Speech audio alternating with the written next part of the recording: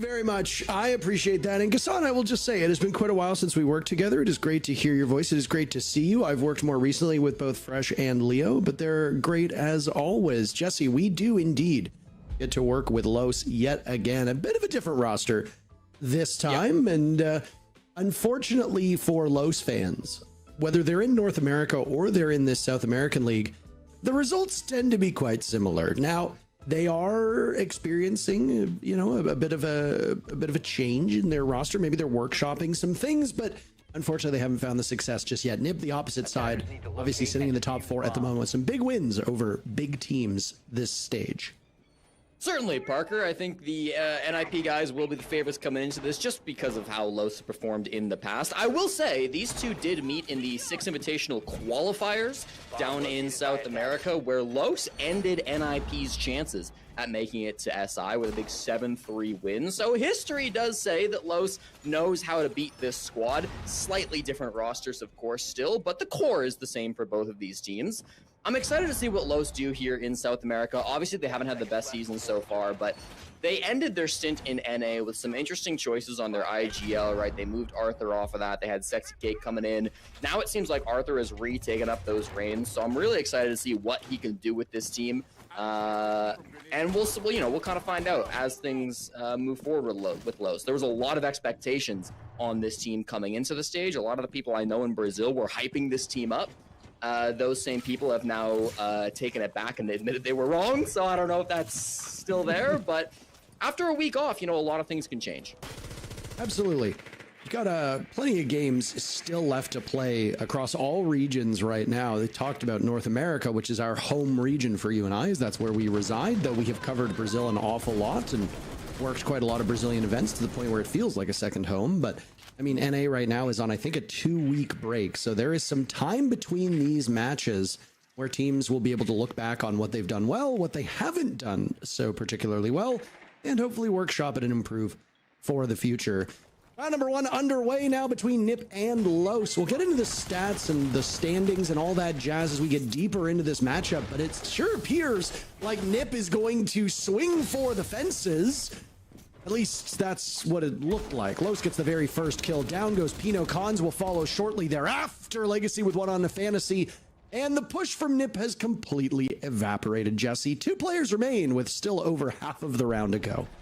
Yeah, they were looking for an early rush in. I love the Aurora strat to try to counter some of these angles and still getting some value out of it. But I think with this Clash on the other side of things, it's just gotten so difficult. Kurt's expertly using this Clash rework, peeks out for his second kill of the round, and no hope for Wizards to try to win that 1v4. Big round from Los to start things off. Obviously, Cafe defense, expected to see them get some rounds, but still confident. I love the way they were able to bring out that Clash. A standard strategy, I would say, from NIP, going in fast, not taking a lot of map control, going for red. This is the one bomb site that they never had to attack in their previous game against Liquid last week on Cafe. So a bit of a new test. Los maybe didn't know how NIP were going to do attacking that site, took a bit of a gamble, and it paid off, being able to stop that push in its tracks. I do also want to quickly touch on the bans. We haven't had the chance to just yet. All of it very standard, with the sole exception of the Capitao. Typically not an operator we see banned. Most defending teams will go double shields on this map. Los banned that Capitao as a direct response to Cons, who has been playing a lot of Capitao on this map, especially here on the bottom floor for Kitchen. Not banning both shields isn't abnormal, as you pointed out, though it is a common ban. Blitz was brought immediately by Nip in round number 1 and stormed through the hallway towards Train. Did not find much value. I think Pino was actually the first to die, if memory serves correctly. So, I mean, that's the way it goes. If you go for a rush strat, if you try to get into the bomb site in the first minute, there's going to be some things that you simply overlook. On a map like Cafe, we see, especially on this bottom floor bomb site, teams go for broke and not worry about a deeper or more complex roam clear, or even just simply mapping out where these defenders may be. And we call it a very linear attack. Lots of times where that linear nature of the attack is designed to catch them off guard. If you're not catching them off guard and they're ready and braced for impact, they can swat you away very quickly, which is what happened with Los. Now, as was pointed out on the desk, Los struggles are on attack, and Cafe, like so many maps, is quite a comfortable place for the defenders. So it should be a relatively strong first half for Los, but anything is possible. Yeah, I mean, you say that and you're not wrong. Los are the worst attacking team in South America with a 30% win rate, but their defensive win rate is only 40%. So this is not exactly a strong site. It is maybe the stronger side. Well, okay. Well, to my point, if you exclude their victory over Loud, in all of their other matches, Los averages 2 rounds a game, 2 successful rounds a game. So, I mean, those numbers are going to be underwater. There's just no way around it. Whether it's attacking or defending, they are obviously suffering some fools here. Bit of a slower paced round because we've already got a minute in, Jesse, and there hasn't been any contact. Yeah, I mean, standard with Kitchen on Cafe, right? You like to play the bottom floor as much as you can. Through the 2 times they had to attack it previously against Team Liquid, NIP failed both times. Getting an opening pick certainly will help as Fantasy finds one, looking for the second on the window, and there it goes. Farius goes down as well. Looks like they might just keep swinging this window, Parker. They need to get this kill back. I'm amazed at the resources that they're expending over here. You've still got a clash in play. Now, the problem with this bomb site, as you pointed out, is when teams do opt to full clear, their execute is typically quite strong. And look at the tools that NIP has at their disposal, right? They've got Rotera drones, they've got Twitch drones, they've got Candelas, and then you've got the anti-flanking gridlock and the ability to play vertical from above. The biggest thing about going down numbers for Los is that you cannot really contend with that top floor hold if NIP chooses to use it. And Pino is in Buck's office, which is right over top of this bomb site. The best case scenario for Los is that you either send somebody upstairs in an unexpected way, but with an echo and a smoke and a clash, I think that's unlikely, or you just try to rebuff them with as much utility as possible. It's going to get harder, though, as down goes Kurtz.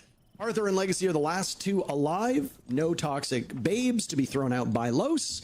NIP has yet to lose a single player, and now it's Arthur off site with Legacy sitting inside the bomb site. Arthur picking away at 1, but still so much more to do with 20 seconds left on the clock. Still guarding over towards Whiskey, putting an awful lot on the shoulders of Legacy, who's now actually vacated the bomb site. He's sitting over by Bakery with the Yokai that is unable to find Cons. 2 big kills for Arthur as down goes Wizard. Cons has to fall off of his position. It gives opportunity for the clash to come back. Will there be proper coverage? Oh my, a sloppy engagement. Arthur just missing the head of Hates. Now it's up to Legacy to save the round. The cross will have to be good. They let him slip through, but the timer was extended as the defuse kit was planted, and NIP survived the round despite a very strong effort from Los.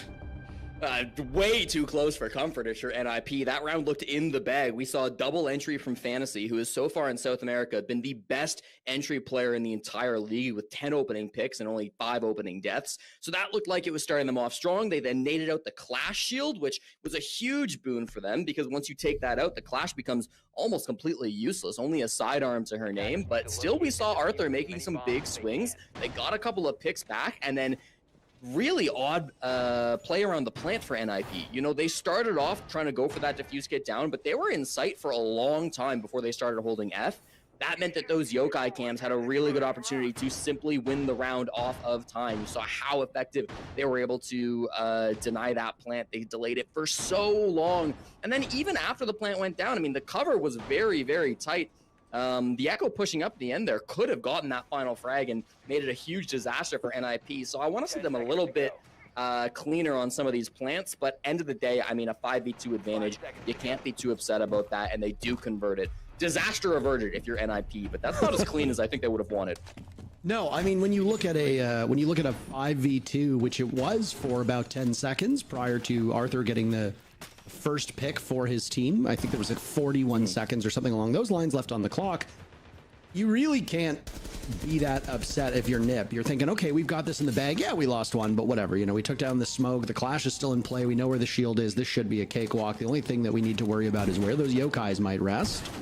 Which at that point, you've got 4 people on the board to search for it. I will say I was a little bit confused as to where the coverage was in the back of the bomb site over by Freezer. I mean, you know that the clash is located in that area. At best, you have a 1v4. At worst, it's a 2v4 because the Echo is still in play somewhere. But I also don't think NIP had properly droned out the front of Bakery in quite some time. This was a fully committed back take. It all worked around those brown stairs, Whiskey, and then over towards Freezer. They felt if somebody's playing over by Bakery, they can't make enough of an impact, especially in that little nook that you saw them plant in, because you're relatively well covered from Bakery. We'll go to reading for the third round. You'll note that Los are choosing not to go to the top floor. That's in part due to that Castle Azami ban, I should say, which makes holding piano and this top floor quite a bit more difficult. Doesn't mean there's not going to be players to fight top floor. Most of them have fallen off at this point, but you still have Legacy and Arthur that are locking things down up above. Legacy just playing white. Arthur, I should say, Legacy over here in Cocktail. So getting some information. Doesn't have the cleanest route back to site, but I assume he'll drop the hatch as soon as he deems it necessary. Playing with these Nitros is going to be the name of the game for Los. Can they find a pick after conceding all this ground?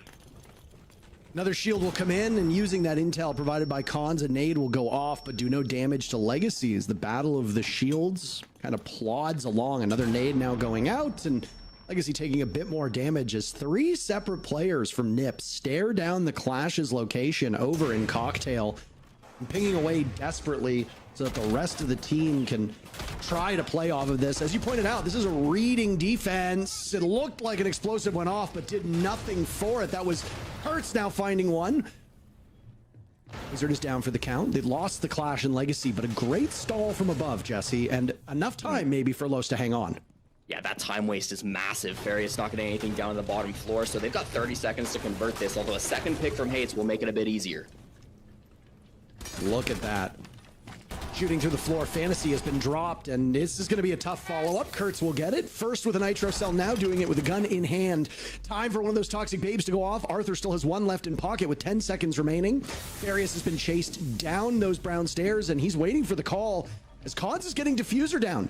Hates is the only one to cover, but amidst the plume of the smoke, they haven't seen him. They find him at the last second, and just like that, Los sweep through the NIP offense.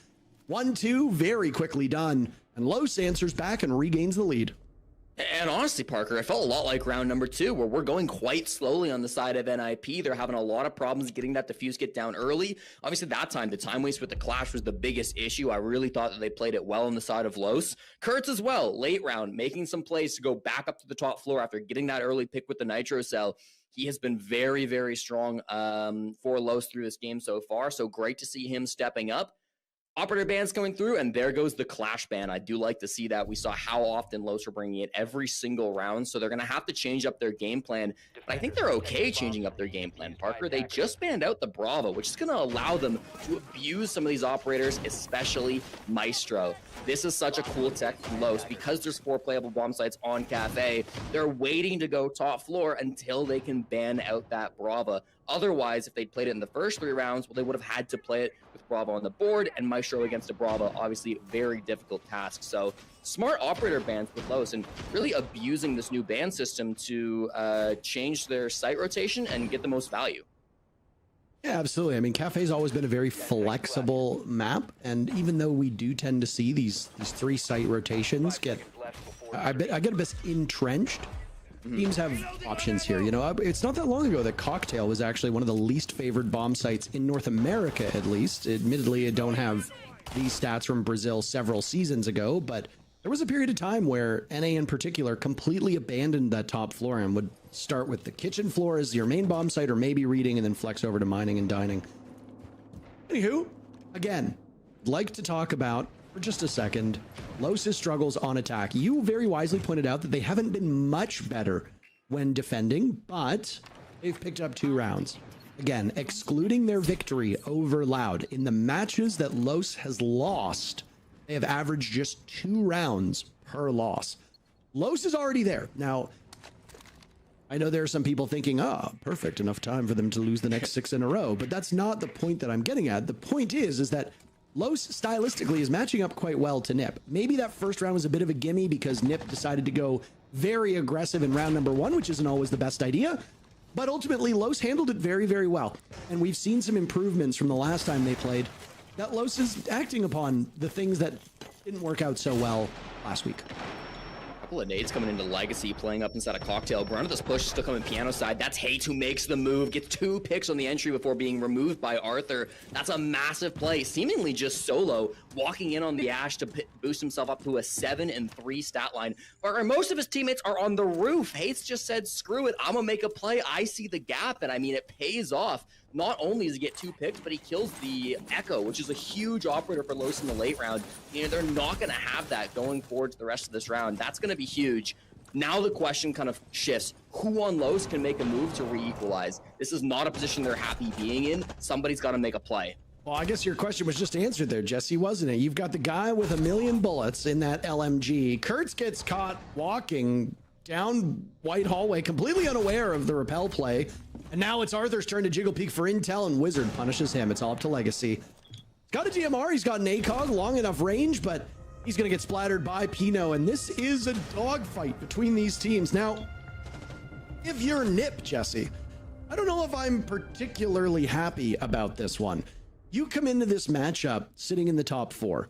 You've got some very impressive victories over, frankly, 2 top teams. I mean, in the very first week, it took you into overtime, but you beat Black Dragons, the team who has a new logo, still same organization, different look, and different results, frankly. This is a team that's currently sitting in 2nd here in the South America League.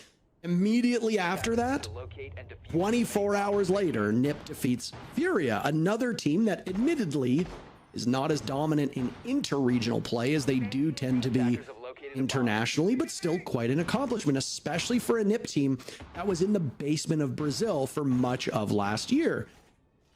If you're looking at a team like Los who sit in 9th place, your thoughts are, yeah, these guys suck. We're gonna win.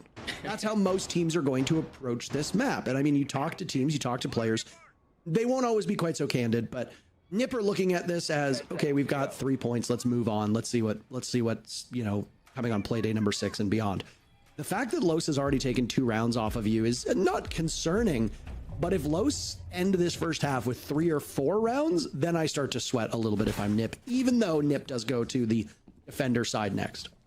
Yeah, I would agree with that. You know, Nip are expecting this to be one of their easier games. It's not been an easy game so far, but end of the day, 2-2 attacking on Cafe. Plenty of game to play before you get worried about the situation.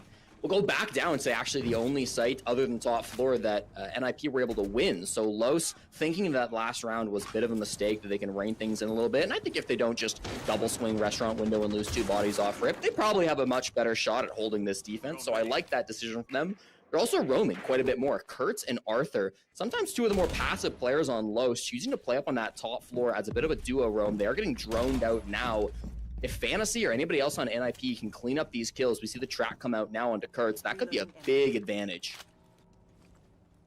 It's a relatively early death mark. We see a lot of these teams with Deimos like to keep them for the post plant, but if you're using them early, it would suggest that you're either having some big struggles on a roam clear, which is entirely possible. There is 1 minute off the board, and there are 3 drones left for Nip, so clearly they are struggling.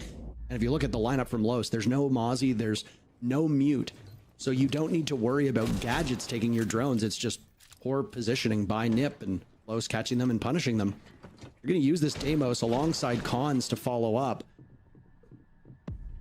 This is an interesting push at the moment for Nip, who seem to be just patiently waiting as another death mark goes out.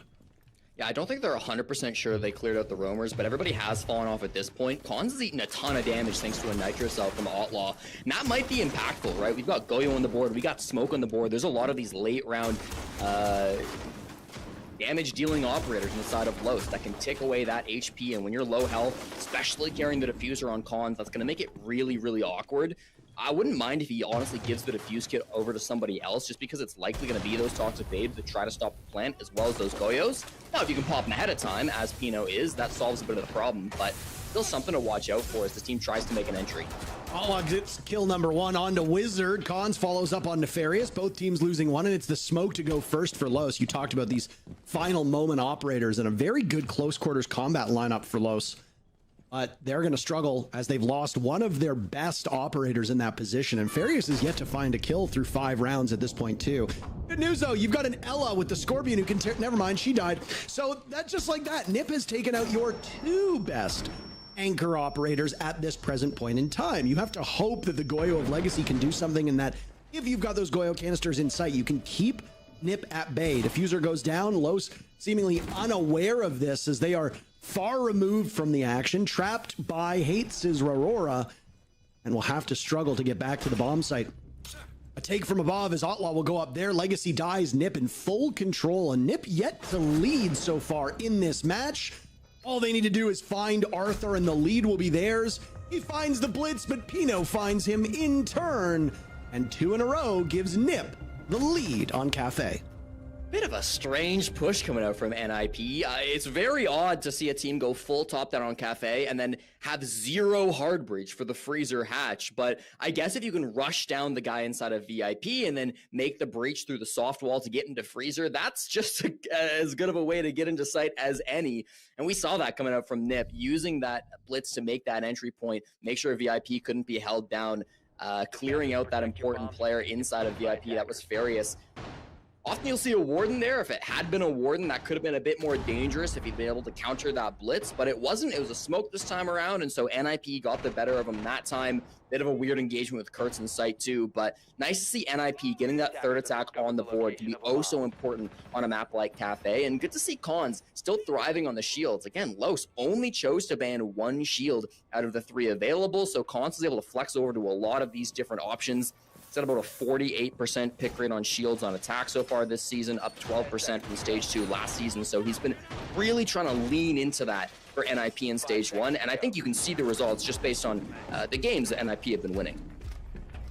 Absolutely. In the final round, so we'll see if the bans that you've talked about quite a bit, and for good reason, as they've had a pretty pronounced impact here on the game, if they'll change up when Nip now gets to ban attackers and vice versa. Final round of the first half about to go underway. For those wondering why we're talking about the operator bans, bit of a cursed skin combination there on the gridlock, by the way. The F90 with the plasma pink equipment and gear, and then I like it. And then the black ice regular skin. I mean, that's just a straight up flex. Being able to have the black ice and plasma pink, that's you just showing off at that point. Even if it doesn't look good, who cares?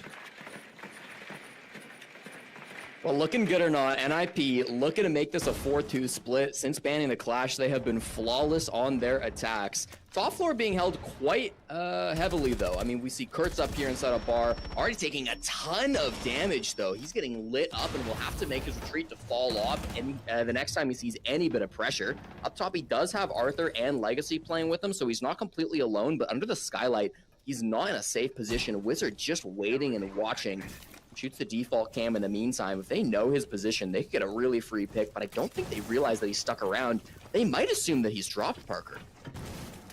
Let's see if they'll be able to drone it out. We talked last round about how Nip was having struggles gaining intel. This time, they don't have access to a Deimos to bail themselves out of a bad spot. Kurtz is still here, and he goes for the shot. He manages to hit it. It was a bit delayed, but Nip doubles up, triples up, some would say, as it's Outlaw and Farius, his last 2 alive. Outlaw is a target dummy on those red stairs. He gets swatted away, leaving Farius with 1 kill as he heads for the hills. Over a minute still to go for Nip. They have the case. They have a shield still up. And there's utility. You've got a smoke. You've got some flashes. You've still got the boogie drones from Pino's Ram as well. Honestly, Nip can very easily hold on. I would be shocked to see Farius pull this off. But again, we have seen clutches far bigger than this so far this stage, let alone in Brazil. Yeah, but I mean, you dream of having this much util in a 3v1. There should be no way, especially with Cons up on the Monty. Trackstinger's giving away Farius' position. He is in a good spot to deny a plant, but they should know exactly where he's at. Yeah, I mean, they just got that intel on white stairs. It's only good for about 5 to 10 seconds, but you still have general whereabouts. And when you're inside that laundry room, there's not really many places you can go. They had him pinned down and he was fighting for his life. Despite their strong start, things got a little bit worse for Los as they closed out the first half. Nip not just taking the lead, but extending it. And I said the warning point for Nip was if Los was able to take 3 or 4 rounds, they did not muster anything. And I know I made a joke when it was 1 round for Nip and 2 for Los that, hey, you know, Nip could win the next 6 in a row.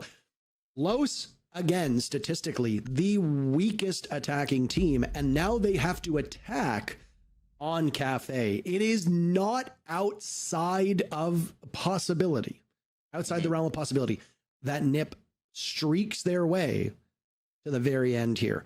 Those were some strong results. What's going to happen now as the operator bans have been picked? 2 shield operator bans from the side of Nip. Not sure you're very surprised by that, but I know you're going to want to talk about it.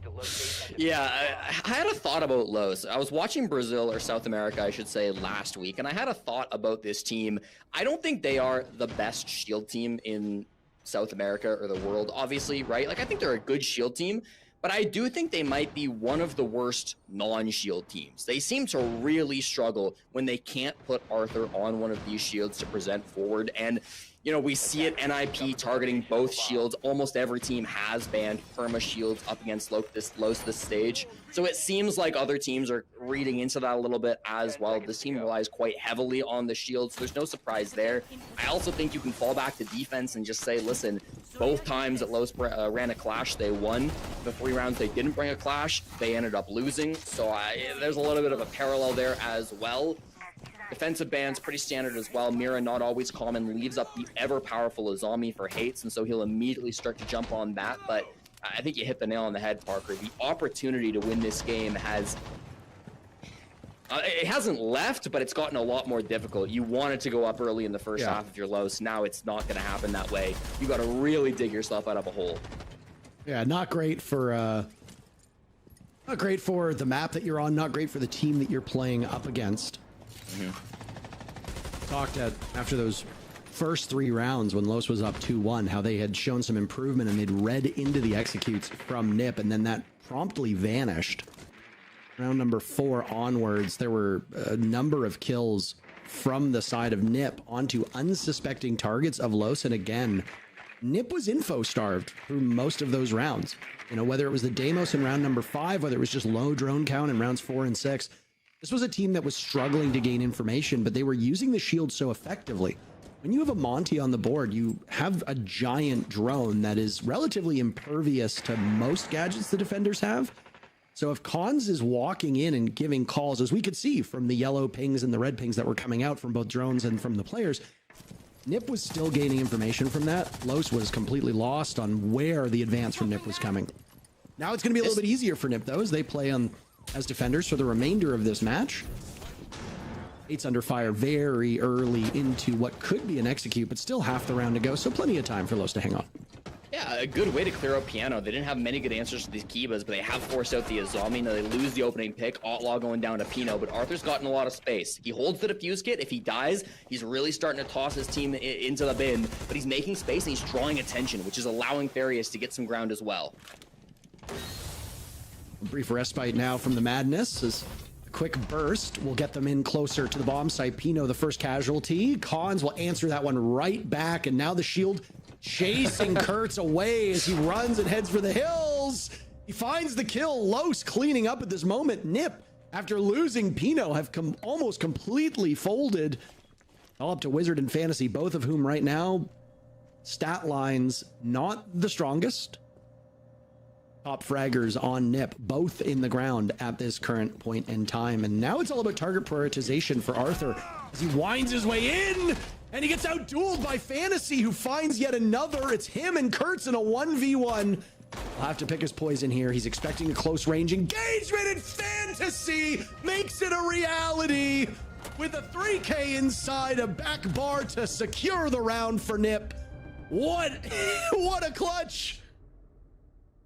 Big moves from Fantasy, the young player at NIP. I say young, I mean, he's been on in the tier 1 scene for a while now. I still remember when he went pro back in 2021, a huge, hot, young pickup for Furia back in the day, actually. He went to many different events, 6 international tournaments, in fact. He's been very experienced, but never really found his shot on a top-level team in South America. It felt like he always had the skill, he always had the talent, but maybe sometimes lacked the discipline to get a spot on those top organizations like FaZe, like W7M, like Liquid. He never really found his place. Then he got moved over to NIP, felt like he finally had a bit of a shot. Not that NIP have been that big org in recent years, but with him being on this squad, being added to with Wizard and Hates, Cons, and Pino, feels like now they're starting to click. You know, it really feels like he is starting to lead this team as a big fragger, and obviously hasn't been the focal point of the team so far in this game, but you can always rely on him to step up. When you need a big play, Fantasy's the guy that NIP often rely on.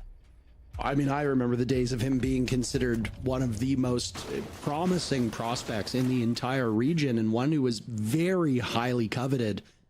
You know, he never really found, at least to this point, success on one of the top 4 teams in Brazil, but he was always talked about as a potential pickup. Now, obviously, as with all regions, Jesse, there are players who are exceptionally skilled in the server and they never really get picked up by the top teams. You have to wonder, maybe is it just that there's, you know, an elegant way to solve the role issue? Maybe they have an off-putting personality. Maybe they're argumentative or difficult, or there's some bad blood between players. We can't really speak to that. But it has been a little bit puzzling why Fantasy has never been picked up. He seems to have found a good home here on NIP, and, well, he's thriving after that 3K, but let's not ignore the fact that, as I said, his numbers were underwater before the clutch. So, relying on Hates, who himself, Jesse, was a very highly coveted pickup, is not a bad strategy for NIP. They just need a little more out of Fantasy consistently. I don't think you're going to be too upset about anybody's performance after today so far. We'll choose to go down to the bottom floor of Kitchen, which means we're going to see probably a good 2 minutes in this round before any action really occurs. Most of right into that. They're bringing so much soft breach. Obviously, the Ram, the Buck, all being brought. Kurt as well. The Buck with the DMR, not a super common choice, but we see it from time to time, especially if you want to be holding some longer angles. We'll see where Kurtz ends up when this push comes down. If he does just play the Vert, or if he tries to maybe push in through Garage or maybe over towards Bake. It's got a couple of different options there if somebody else tries to play up above. Loads of time to work with as well. They've got util still to clear, but I like their tools. Everything is set up pretty nicely for Los. Handling Fantasy and VIP could be an issue, but they've got a Blitz to rush them down. They've got a lot of flashes. Yeah, it's a Warden, so we saw how that worked for them last round, but they've got answers to these problems. Just try to ride out the remainder of this round at this point if you're NIP. Again, you've got a Ram, you've got a Buck, you've got lots of options on that middle floor over top of the bomb site. Buck in Buck's office, this time not running with the C8, but instead running with that Hammers, the DMR. Outlaw is the first casualty for Los, and Arthur takes some damage too as he's found his way inside of the bomb site. Hates picked apart as he had tried to pounce on the Blitz. Arthur now safe passage to go for a relatively default plant. Various taking down Pino gives the advantage to Los. As NIP now suffering through this, but they've been in this position before. Wizard and Fantasy last alive. Fantasy looking for yet another clutch, but he won't pull it off. Farius is there to shut him down, and a third round will appear in the column of Los, denying match point for NIP.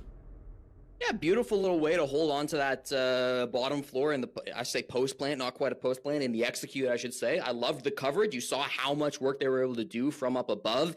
NIP made the choice to give them that top floor for the whole, the entirety of that round. You know, they never wanted to contest them up above. They thought they had a strong enough hold down in towards the site, and maybe that was the wrong decision in hindsight. I think Los really abused the setup that NIP were presenting to them. No defensive strategy is free from gaps. Obviously, there's always going to be some way that the attackers can exploit your setup, and I thought Los did a great job of that. So nice to see some answers coming out on the attacking side. No real problems with that push. Again, maybe NIP didn't present the most amount of issues, but Los solved everything they needed to. They managed to drop down through the freezer. They managed to have that vertical angle, which got them a lot of good work. I love the decision making from Arthur on the Blitz, from being able to dodge those toxic babes. They thought it was going to go over towards Sinks. Instead, it went over towards Coffee. So just moving around quite a bit, catching NIP a little off guard. Still not an easy game, but I mean, that's how it starts, right? Right, and I mean, I do wonder what the exact outcome of that round would have been if the coverage onto Hates wasn't as good as it was, right? He was the one best positioned to deal with Arthur on the Blitz. Arthur was down inside the bomb site, not far from the bomb chassis, which is where Hates was playing. Hates obviously dying to that vertical presence that we talked about only a couple seconds previously, that's enabled by both the Ram and the Buck. If Hates manages to kill Arthur, that means you drop the diffuser inside of the Viper pit.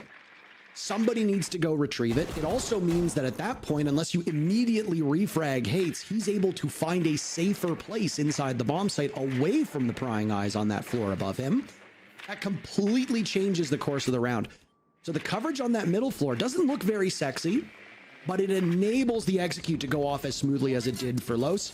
And it's ultimately what what stopped Nip from being able to pull off a successful defense. So kudos to that vertical play. I know that some people don't like utility play, but it can be pretty impactful. That's a great entry from Los, by the way.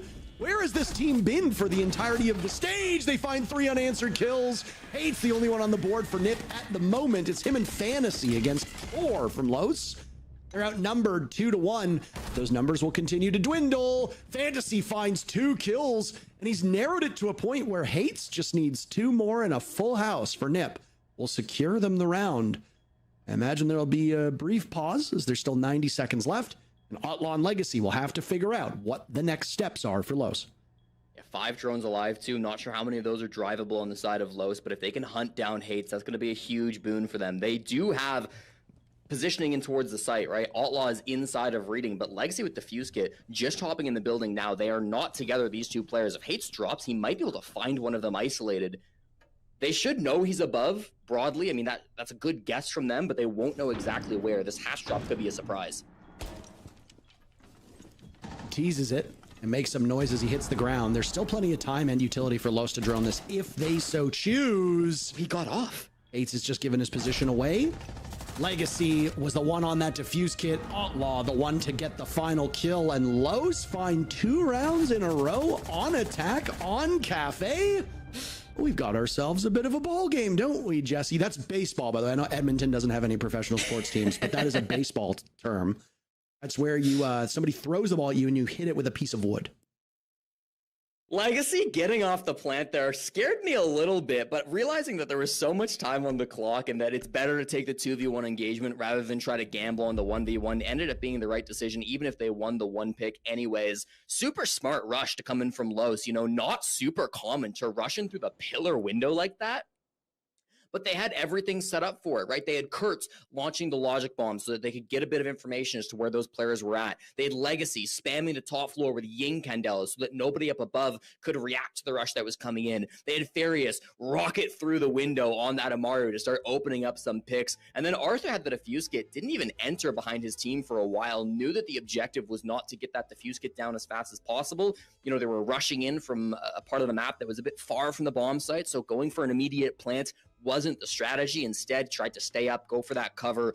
Wasn't clean. I mean, they lost a couple of bodies, but I think that plan went more or less how Los wanted to. That's back-to-back rounds now where Los have been able to execute their strategy without really much coming out from NIP in response. NIP haven't been able to really disrupt the plans that Los have been going for. They'll take their tack timeout now. They'll try to have a conversation about how they can do that in these next couple of rounds, because you're right, Parker. This game is starting to spiral out of control for NIP. Yeah, I mean, I think the timeout called is going to show you just exactly that. This is a very bizarrely attacker-sided Cafe. Not that we don't see them, but they don't come all that often. You've only got 3 rounds so far of 10 won by the defenders, which is a bit abnormal, but I mean, you've got 2 teams that play relatively unpredictable. Their positions in the standings are, I guess, somewhat unpredictable as well. Mm-hmm. I'm waiting to see, as we get into the final moments of the prep phase, what operator swaps we have from Los, because Adokabi, Zofia, Grim are not bad, but I'm curious if they make any changes. Swaps immediately coming in, but they'll go for gadgetry, which is huge, right? They see that there's a Valkyrie on the board, so they're going to bring an IQ, and they're going to keep the Dokkaebi, which is the right call. As long as you can keep Kurtz alive and get him to hack into those cams, you're going to get some serious value here. Look at all the goodies that have been brought from Nip that can be easily spotted by IQ and then also dealt with by the Dokkaebi. And then, of course, flank watch is almost always a necessity because of the stairwells inside of this map. That's why teams favor gridlock so often, but Nomad can do the job in a trick as well. Yeah, better for the runouts for the Nomad too. That's why we see Arthur putting some of those outside the building. Not bringing a shield, back-to-back rounds on the side of Los as well, trying to make me eat my words about their non-shield play earlier, and they've got a couple opportunities. Spotting cons down inside of VIP. This is going to be massive. They can work a pick. Maybe the Dokkaebi, Kurtz could be lurking for that. Maybe the IQ as well, whoever might be hunting for this player. Even if they don't hunt him down, that information is going to be massive. A little surprised that NIP ban out the Ying too, by the way. That was only run that single time for the rush. You don't often see rush strategies like that replicated. So maybe NIP reading into some opportunities, some options that they'll have in future rounds. But I didn't think the Ying was their biggest problem over the first 3 rounds of this half. Yeah, I'm not really sure. I mean, I didn't see a ton of success from that Ying either, just to echo your comments. And I mean, Ying has been a staple for both of these teams. And frankly, unless we are missing something, and I mean, both Leo and Jack will be more than delighted to rub it in our faces should we have missed something. I don't know about this Ying ban. It does not seem as optimal, but maybe they've changed up their strategy because they know a Ying is on the board. This was something that was talked about a lot when Maverick first came out. We would say, oh, Maverick doesn't really have such an impact, blah, blah, blah. And then you talk to somebody like Fabian who says, it's not about Maverick's immediate impact. It's the threat of a Maverick being available that causes us to change our strategy ahead of time. Maybe the same thinking is applied to this Ying ban. Util being put out for Piano at the moment. Outlaw's going to cross off some angles, but there's a Warden back there. Won't be able to see through the Sens walls, but through the smokes that also got tossed, he will. A couple of bits of damage go down to Outlaw and Arthur, but they don't find any frags for it. They need to make a move with 45 seconds. Their Util is starting to wear out. And they're buried a bit inside a Piano and Cigar at the moment. Outlaw and Arthur on low HP is nothing abnormal. They've actually been below 100 HP or 100% of their HP for most of these rounds, frankly. They still seem to do decently well. Maybe not Outlaw, but Arthur for sure. First kill comes in from Kurtz. Hates answers back. Diffuser in the hands of Arthur looked like it was about to go down. And now a fight onto the window as Fantasy drops away. Hates could have stimmed him, but he dies instead. Nip in terrible shape, Jesse. This Los attack is just so suffocating. Arthur getting Diffuser down, and now it's up to Pino and Wizard to claw their way out of this position. Los will not allow them a foothold nor finger hold, as it's a tie game. Los with 3 rounds in a row. Man, Arthur has really stepped up big for Los. He has historically been one of the worst players on this team. He is statistically lowest on KDR. He was minus 11 coming into this game. Now to be putting up such big numbers, and it looks like he's playing with a lot more confidence, both in the way that he's calling. He is the captain of this team. He is their IGL, and also in the way that he's playing in the server, right? In the last couple of rounds, we saw those decisions coming out from him. We're going to go for a rush. We're going to go for this top down. The plan is being executed exactly how Los want it to be executed. There's no hesitation in that play. But also in that round, you saw the individual play coming out from Arthur, deciding I'm going to push up into bar. My team is stalling out a little bit in Piano. I see a bit of a gap. I'm going to go as my team pushes Piano as well. Gets a couple of big picks, is able to put that defuse kit onto the ground, really finding impact for Los in a way that he kind of hasn't for this team in the past, you know? It's been a long time criticism of Arthur that, you know, maybe he's a strong IGL, maybe he's a strong shield player, but he doesn't really stand up in the fragging department. He's kind of one of those hyper passive support players that doesn't get a whole lot of picks, but today he's showing he can hang with the big dogs. 9 and 6 is probably the most impressive stat line I've seen from him in a very long time. No, I completely agree. I mean, Arthur had a strong start, I want to say, a couple years back, and was somebody that playing on shields, and frankly playing the shields quite well, Monty being the one operator that is so vivid in my mind. There was a lot of hope and a lot of promise that he could do well, but then slowly but surely his stats started to decrease, and then he got moved around, and he's been a bit of a journeyman ever since. But he shows flexibility. Right now, every team in every region needs, at minimum, one good shield player. It is a requirement with the meta being what it is. Just so happens that Los has a great one on their hands. Cons isn't terrible either on the side of Nip, who is usually the shield player for NIP, but I mean, Arthur right now, the way he's able to enter, the way he's supported by those drones, and the way that he takes up space on the entry, pushing roamers back and funneling kills into the rest of his team is great. Or maybe he just decides to dive into the bomb site. Out go the smokes. He's at the halfway point of the diffuser. Hates down for the count, but he's a doc. Stimming himself right back up is exactly what he's designed to do. The round immediately shortened as diffuser goes down, and nobody seems to be aware of Wizard. He does his magic disappearing trick, and he's inside of the corner. Kurtz with the first kill for Los. It's a 4v4. Diffuser still running away. That does not benefit Nip whatsoever, and Los is cleaning them up. Hino, in a desperate attempt to get to the bomb site, is cut down by Farius. And Los has won 4 in a row, and it's their turn on match point. They denied Nip match point 15 minutes ago, and they have taken it now for themselves. What a way to turn things around, Los. We talked about how their attacks have been poor, how they've struggled sometimes with and without shields, but they have proven everybody wrong in this game. Their attacks have just been so well put together. And I mean, you look at that round, it's another rush play. It's another fast, objective-focused round where they get in, they don't even get kills. They plant 5v5. There's no response from NIP. Wizards in train, and yeah, sure, he gets the first pick, but that pick is after the defuse kit has already been planted. Arthur doesn't care if he dies to Wizard at that point. He already did his job, put the defuse kit on the ground. He is more than happy to let his teammates trade out those kills. You got to wonder where the response is from NIP, if they're maybe not so ready for these pushes. It's odd because them banning the Ying, the fact they took that attack timeout, they should be expecting this. This is not a new playbook from Los. They have historically run a lot of these fast, aggressive pocket strategies where they go for these rushes, but it just doesn't feel like NIP have any answers at all to what Los are putting up in this game. It really feels like they have just been caught off guard, and now they are scrambling, Parker. It feels like they are absolutely lost in this match.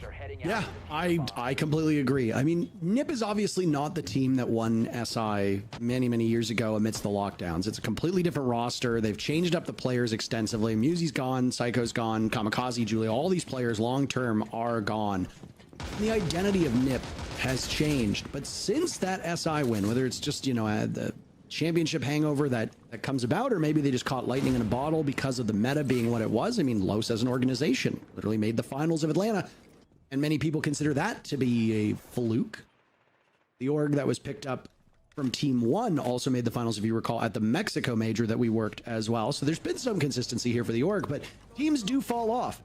NIP right now sit in 4th place, and they've had some very good looks and some very dominant performances in this stage, but consistency issues have plagued this organization, irrespective of the players, for quite some time. It's just unfortunate for their fans that it's coming against a team that is in 9th place again.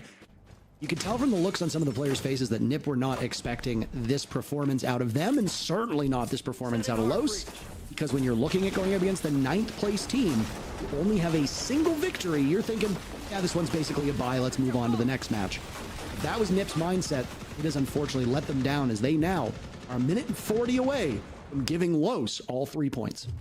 Someone's got to be a hero on NIP. You cannot allow Los to set up the push as they have for the last 4 rounds. If they get exactly what they want, they're going to go for a strong execute. You have not been able to stop their executes. You've got to deal damage in the early round, but I'm looking at this defense. I'm just not sure that I see it. They keep the freezer hatch closed for a little while thanks to those Zoto canisters from Fantasy. That's nice, but the freezer hatch should still get opened eventually. Only stalling that out. They won't be able to deny it entirely. The vert play is once again still strong coming out from Therius and from Kurtz, the exact same players we saw with the exact same operators. They are good when it comes to these executes. I don't see anybody from NIP making a move at the moment, so they're going to be just trying to hold things down. They've got good util, they've got Goyos, they've got Smoke, they've got Azami as well, but this didn't stop Los last time. What's going to be different about this defense? NIP need to have an answer, and with strong drones in sight, strong utility, and good crossfires on the side of Los, I'm not sure what it's going to be. It's anybody's match, and it's certainly anybody's round at this point, but Los is to lose in terms of the count. Suddenly, NIP has found a 6th gear, and down goes every single player on the side of Los, except for Therius, who has an incredible shot on the cons as he vaults in the top floor. Now, 3 more targets to be found, and he's running behind on the clock, Jesse. He works his way down red stairs. They know his exact positioning. One over in Small Bake, one over towards Whiskey. They can just easily hold the cross, and that's exactly what they do. A shame for NIP's fans that they come alive at the final seconds of this round and this final seconds of the regulation half that we just saw, because now you forfeited a single point. The best you're going to do is get 2 points by winning in overtime. NIP has been here before. Again, going back to the very first week, they toppled Black Dragons 8-6 at a time when I don't think everybody thought Black Dragons would be as dominant as they are. Black Dragons at the moment are sitting in 2nd place. So Los or NIP having a victory over them is huge. But now, struggling against Los, this does not look like the same team that won in 14 rounds against BD. Attackers need to locate and defuse bombs. Starting on the defense is NIP, usually a boon for Cafe, but not so today. It was a solid defense. I was worried about who was going to step up. It ended up being the combination of both Pino and especially Hates that had a good crossfire on the Small Bake, where the entry ended up coming through from Los. One player inside of Bakery itself, one player all the way down the hall from Bar, from Whiskey. Able to find that crossfire, and the players that were jumping into Small Bakery made all the difference. Maybe it's not about disrupting Los in the early game. Maybe it's more about identifying the entry point and shutting it down before they really get in towards the site. If you've got that good coordination, you might be able to shut them down that way. Get some crossed angles on that blitz could make a huge difference. Not that there's going to be a blitz this time around. Arthur's bringing out a brand new operator for the first round of overtime, rocking the glass. First time we've seen it in this matchup. Going to be pairing it with the Grim from Legacy. Going to be pairing it with the Aurora as well from Various. This Glaz-Aurora combo is something we've seen quite a bit on a multitude of different maps. I think it's very common to see it on a Bakery push on the bottom floor on this map. Can't imagine that's where it's headed since the bomb site is up top, but these two operators have found a lot of good synergy with each other, and we get to see another creative push coming out from Los, which so far, when they've gotten creative with their executes, have gone really well. In this whole series between these two teams, I mean, the match we're watching has been quite unpredictable, and there's been creativity on both sides of the boards. I mean, Nip's first rush on the very first round was quite creative in and of itself. It didn't work out, but still, I mean, something can be creative and unsuccessful. I mean, hell, there's lots of unsuccessful TV shows, music, etc. that are very creative and outside the norm, just as you see the same here with the way that the teams approach this. Cons couldn't hit water if he fell out of a boat on this one. He's a sitting duck inside of Reading as Kurtz gets that pick. Cons really should have hit that. He had a almost target-rich environment. Now, next one in line is Hates, who pushes up towards where the assault had begun on that middle floor, but doesn't find anything for it. Two death marks still in pocket for Outlaw, and it appears that he might use one very soon. Los were not keen to keep those death marks in pocket for the execute. They used them to hunt down the roamers. Will the same happen in this round? We're just past the halfway point, and at the moment, Los with an advantage, and it will grow as Kurtz finds his second down in Reading. NIP need to recognize this is about to be a cocktail execute, and they need to find an answer. Hates down below is a good start to it, but as the smokes start to fly through, if those get paired with Aurora Gate, this is going to cue the defuse kit coming in. Doesn't look like it, though. Might have just been a bait with one smoke grenade. They've got a few Grimbees as well, where they're going to try to plant just inside of the cocktail building. If they can get the control down below, they could stop it, though. They've traded out. The Glaz is on the board. I want to see what Arthur is doing on this current execute. A Glaz having the smoke is not odd in and of itself, but usually you want the Glaz to cover while the plant is going down. Not smoke case. His smoke's in back pocket. Now down below, still this Buck on the middle floor, trying to make things as painful as possible as Legacy's bees are chasing Wizard out of his spot. Wizard is continuously harassed. He won't be able to find much value in the final moments of this round. A drop goes in. Huge patience from Hates. He's got two players nearby, and he could go for the swing. He beheads Arthur, immediately concealing his tracks, and now the diffuser will need to be retrieved. Only 10 seconds left for Los to bail themselves out of this position. Arthur walked in. He died. Legacy will die shortly thereafter. Kurtz will need to clutch. He's got 3 kills in the round. A 4th will have to be had. But where is Hates sitting? He can't get to him in time.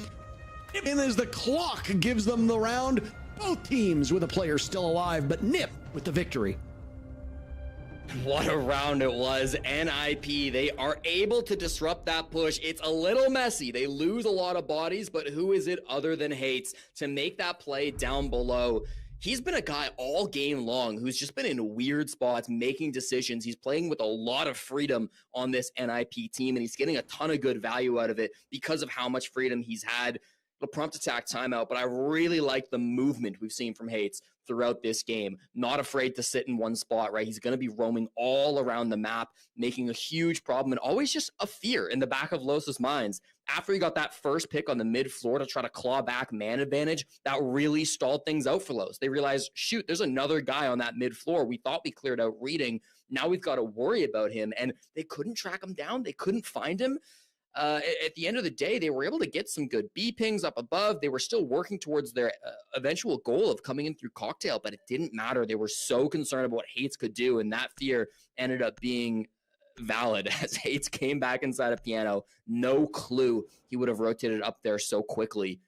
So those mind games you might have to play up against Los, right? Disrupt them before they can go for those big executes. They're going to have to talk about what they want to do on defense. It's been a very long time since they played on this defensive side. Didn't go very well for them. If they don't win their first defensive here in overtime, all of this comeback would have been for nothing. Yeah, I mean, what a dogfight this has been between these two teams, and frankly, a terrific match for you and I to cut our teeth on this time in the SAL. Our very first time actually casting the SAL, as now it's been renamed. For those that have not followed along, some of the regions have been condensed and rebranded. The NA League still remains with the same title, but there is now a Mexican team competing. Over here, you've got what used to be Brazil, but is now the South American League, as you've got a bunch of Argentinians playing on 9Z. 5 seconds remaining. It's NASA Nitro and Tuku. They will be in action later today, actually in our very next matchup against Black Dragons. 9Z sitting at 8th place, Black Dragons in 2nd place. ED, despite, as I said, having a new image, are a very consistent team in terms of organization. They've been around since, well, actually, they've been in the scene longer than I have, and I've been here for 8 years come September.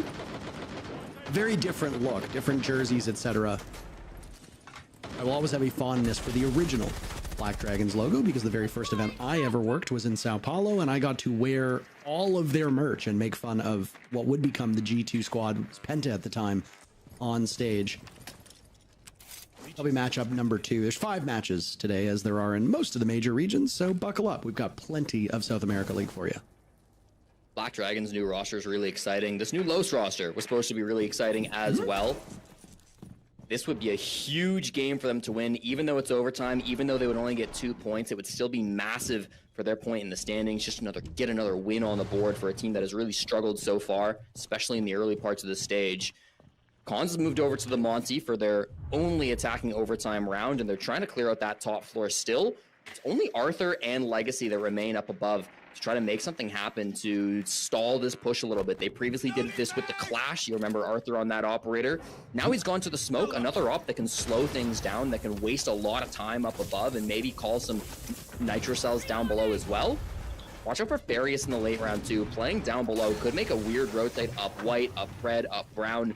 That's often a spot, that bottom floor, where some of the weaker attacking teams don't always check for. Then IP aren't wary of Farius playing down that bottom floor. He could have a huge impact in the late round, but for now, I think they're feeling okay. They've cleared out the top floor. There's still 70 seconds on the clock, and they just got an opening pick. And that's huge, but it's answered right back. Outlaw, who's been the lowest rated performer on the side of Los with a hugely impactful kill. Still over a minute to go in the round. It's anybody's game. They will trade yet again. Kurtz and Hates, the two hot hands on either side, will be engaged in a bit of mutually assured destruction. It doesn't hurt nor help either team. You've just eliminated the threats on both sides of the coin. Now it's all up to the support players on the side of NIP to get this job done. Los just needs to hang on and push us to round number 15. It's incumbent upon NIP to bring the case on in. It'll be in the hands of the Monty of Cons. Going pillar, that's going to be likely stopped by a Goyo if it's not already been popped. With a vertical destruction, you have to imagine it has. Will anybody rotate to the top floor to contest these guys too, though? That's going to be the second question. Some form of explosive damage done to Cons as now he attempts that defuse plant. Pino and Wizard will need to cover. I don't think Los is aware of this as they're circling around the bomb site with very limited intel. Over towards pillar. Down goes Pino. Cons will fall as well. It's Wizard in a 1v3 to clutch with Case down, and he's squashed by Farius. Los denying NIP the victory in round number 14, and we'll go all 15 rounds. I said you might have to watch out for Farius in the late round, Parker. Playing on the bottom floor, made the rotate up, and then had that final kill. Was able to press up onto the top floor, just as I said that somebody might. That was always going to be the problem for NIP, and they weren't quite ready for it. Yeah, you got the plant down, but that is not an easy bomb site to hold off a post plant. There's so many good rotations the defenders can make. Los were able to make those plays. I thought it was a great round from Outlaw, not a player who you mentioned has had a great game so far, but I mean, this guy, he's still a rookie, right? Coming into his very first season of Tier 1, was very hyped up being picked on this Los team. He's played 3 different seasons of Tier 2 Challenger League before jumping on this squad, so he's got a lot of time down in those lower leagues. Hasn't had the best stage. -9 KD coming into this game. Still not great KD, but that last round, we started to see that potential that he brings, right? One of these younger players that can come onto a Tier 1 scene, big name that a lot of people are aware of, and starting to show exactly what he's capable of.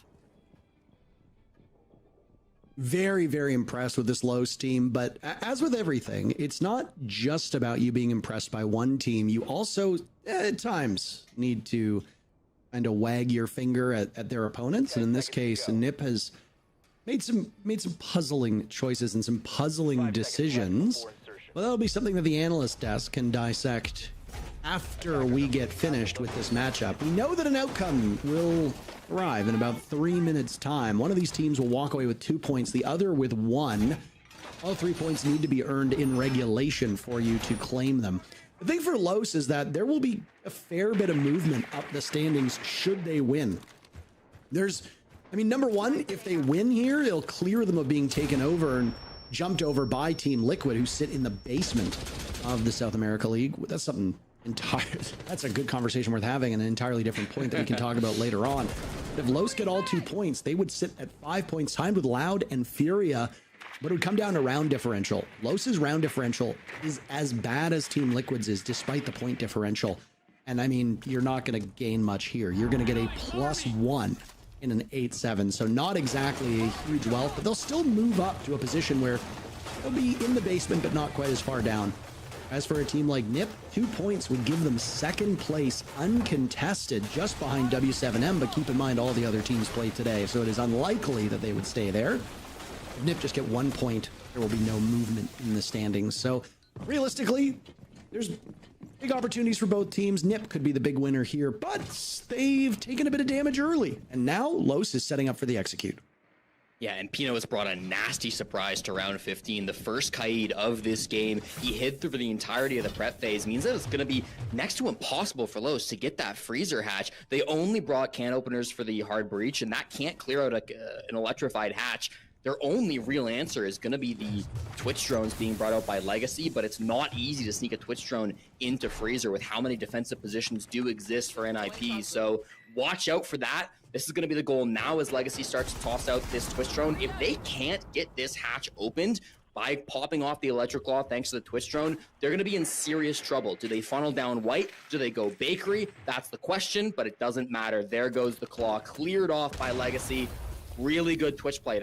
It looks easy just driving the Twitch drone down, but when the defenders are looking for it, when they know that it's coming, it'd be really tough to get that drone in. So really nice work from Legacy, coordinating with their teammates to pop that fire canister as well, so they couldn't deny it from VIP. Now's the execute though. 5v5, 35 seconds. What's this push gonna look like? Legacy's been running this Twitch so often that you have to expect it'll be coming through, and I'm sure they saw one of the drones at some point, so a bit of a shame that Nip wasn't able to stop this. It's given them safe passage as out goes a Nitro Cell. Damage is done to Arthur. He's worried about getting pinched and will have to find another secure area for him to plant. He thinks he's found it. The rest of Los will have to cover. This is it, do or die for both of these teams. A Nitro Cell and a bullet to the head will stop it in its tracks, and Nip looks like they've tossed cold water on Los. Farius now marching his way down Brown Stairs with a hopeless impactless kill as Nip survives quite the scare. Los really made them work for it, but in the end, the result was semi-predictable.